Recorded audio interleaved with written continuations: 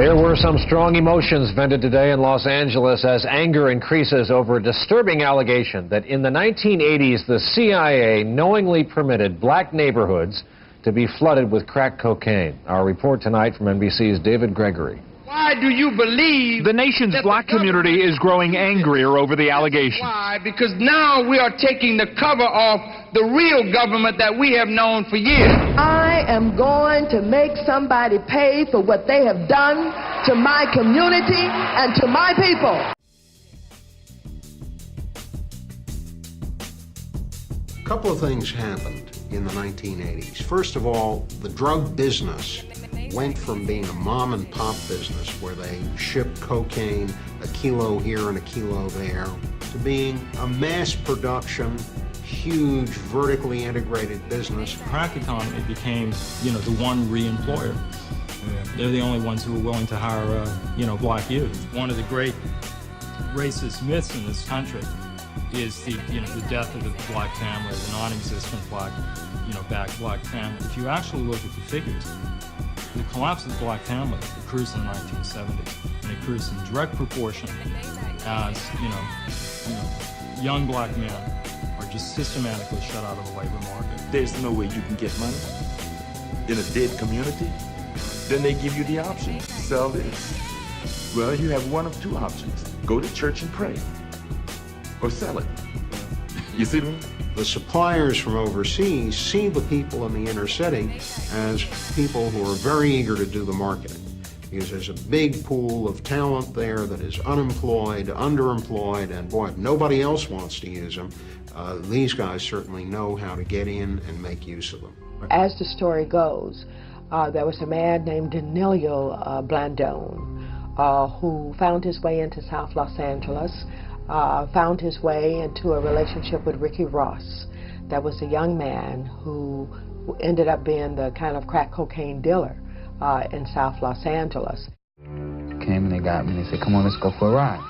So we go for a ride, and we're just talking, and he's telling me about how better it's going to be, it's going to be good business, and I heard all about you, I heard you guys are good people, and you're not going to do nothing wrong, and I can take care of everything. I can make it happen. I can get the price. I can get as much as you want. And we're going to have a good relationship. He and Blandone were friends. I mean, they were very good friends for a number of years. And Rick was telling me about how when Blandone moved to Miami, he would go to Miami and see him, and he'd bring his daughter's rap records from L.A., and he'd drive his kids to school, and he'd have dinner at the house. I mean, I went to his house and ate. I stayed at his house before, several times. It could have been that Blandone would have found somebody else, but I doubt if he would have found somebody else who was as good as what he did as Rick Ross. Danilo Blandone, who has an MBA in marketing and was the Nicaraguan government's, director of wholesale markets, needed to find a ready place to raise some cash. Came down, looked at the market in Los Angeles. There were very few people selling cocaine in Watts and in Compton and in South Central. It was a wide open market. The same flood of drugs that was coming into Miami in the mid-'80s was coming into Los Angeles at the same time, and a lot of that was coming through Mexico. There were gangs in Mexico that were supplying it. There were also other gangs from Latin America that were bringing the drugs up there. And one of those gangs, I have no doubt, was the one associated with the Contras. Running the dope was not to destroy black people. It was to fund the war in Central America, okay? Congress did not give them money, so they had to raise the money. So they bring the drugs into the inner city and bleed us of every dime we had. Then with our money from drugs, they buy the arms in Iran and then run on down to Nicaragua and have their war. It also started with when he started selling us guns. He started selling us some guns, right? Uzis and Thompsons and AKs, MAC-10s with silencers and stuff like that there. And then we was, man, where you get these guns from, man? And he was like, well, we got a war over in our country. And I send these guns back. Pick up the dope and bring it back to Los Angeles, get you to sell it. That was the only other outlet. If you're not great at school, you don't do good at that. What can you do?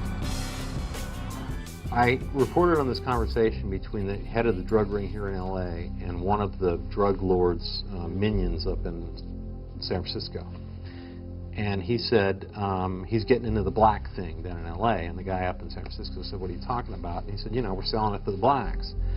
And he said, you really ought to do that. You really ought to do that. And the guy said, well, why do I want to do that? He said, when they start killing each other, nobody cares. He said, you go into these neighborhoods, there's no cops. You can sell it where you want. And when they start killing each other, nobody cares.